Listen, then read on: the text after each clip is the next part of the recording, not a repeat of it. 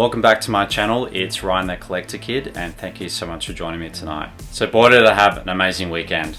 That's right, you're probably thinking, Ryan, what are you talking about? Well, for the last 3 days, I actually went to the West Coast Pinball Festival, which is one of the biggest pinball festivals in Perth, which is held once a year. Now I decided to get the Grand Master Pass this year, which included quite a lot of goodies. So not only did it include general entry for Friday night, Saturday and Sunday, but it also included entry to all the tournaments, which is generally around $20. So I saved a bit there. Now within that, I also got this cool t-shirt.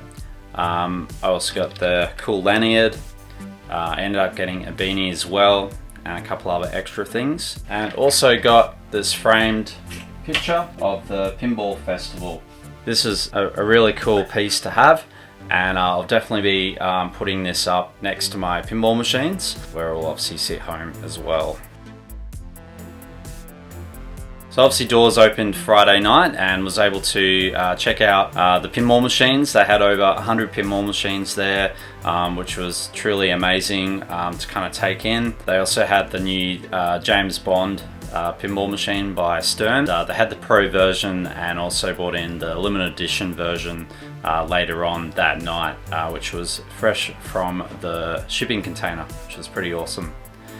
So then we went into a good night of Friday competition, where we're in groups of 4, and we obviously competed against each other, and obviously the person with the highest score went through. Obviously I didn't end up winning on Friday night, but it was still a lot of fun to be able to get into the pinball community and get to know some new people as well. So Saturday morning I was able to get there a little bit earlier, taking the place of where the festival was this year, which was at the Belmont Racecourse. Quite a nice area, nice luscious green grass, and it was obviously great weather for it during the weekend. Now obviously as you go in, you can see all the different pinball machines, and there were obviously quite a few classics in there. We also had Terminator 2, we had Back to the Future, had Freddy Krueger, so lots of nods to 80s films and things like that. But there was also an incredible machine that I'd never seen before, which was the Aliens pinball machine. Now this thing was off the hook. The sounds were incredible. I was able to team up with my good friend Tom and also Enzo and have a couple of games of this pinball table. Now what I loved about it was that it had incredible sound, which kind of surrounded you as you were playing it. You really felt like you were part of the movie, part of the game. And the really cool feature of it is you could actually choose to play the Alien film, so it will change its surrounding, or Aliens, which was really cool as well. Amazing thing I loved about it was when you finished the game, it had these really cool bright orange lights that would go off on the top, and it just created that amazing atmosphere that we remember from the Aliens movie, when Ripley was in that power loader.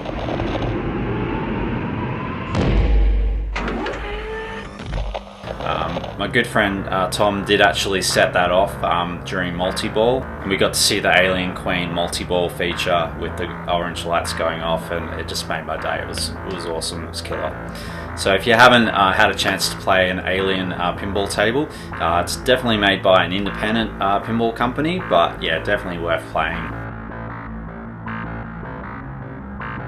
Then for the rest of the day on Saturday was essentially spent for the main tournament. So basically how it worked is you would play 10 tables, and each score from that table was final, and that would go towards your tally. And then obviously the top 25 that had the highest score went into the final round on Sunday. Now again, sadly I didn't make it through to the qualifying round, but that's okay. It meant that I was able to focus on other pinball machines that I hadn't got a chance to play. Yeah, like James Bond Pro and obviously Aliens. They also had another competition running, which was really cool, which was called the Bounty Hunter. Now the way that works is they would basically have different tables listed, and then they would have either the points that needed to be achieved or the feature that needed to be opened or activated to get that medal. Now, one of the ones that I noticed was the Stern Mandalorian pinball machine, and I really like playing this. I got to play it about a year ago when we had the last Pinball Festival in 2021. Great machine to play. Now, to beat the score, you had to get 250 million. I did give it a crack on Friday night, but only sort of made about 110 million. So I thought, why not? I'll give it another crack on Saturday. I'd finished my qualifying, and basically by the second ball, I'd already hit 250 million and already had 2 extra balls lined up. So I thought, well, why don't we see how far I can push this? So I ended up with the score of about 296 million, which blew it out of the water, which was awesome. So obviously put my hand up, and I've got someone to come over and verify it. So here we have, this is the Bounty Hunter medal that you get. And this is solid metal as well. When I was wearing it, it was actually pulling my neck down a bit. So this is an incredible medal, and I'm really happy to sort of be able to get that. And that's something that I'm very proud of from the Pinball Festival, and at least able to say, yep, I actually won that medal. So that is the Bounty Hunter medal. Pretty cool. The previous one that I had is actually up behind us. It was in a black paint, and this one is a dark blue, kind of like the TARDIS. So pretty happy with that, pretty chuffed. Now obviously after a bit of a break during the day, it didn't stop. Saturday night kept cranking, and we went into a Flip Frenzy competition, which is a strike style competition. So how it works is, if you come first, you don't get a strike against your name. If you come second or third, you get 1 strike, and then if you come last, you get 2 strikes. So the first 4 games was kind of a bit of a hit and miss. Yeah, so I played the first table, which was Avengers and a Stern Pinball, and I came third in that. But then I played Alien Poker, which was kind of an older machine that I'd never played, and I ended up coming first on that. Then I played Star Trek Next Generation, and again came third on that one.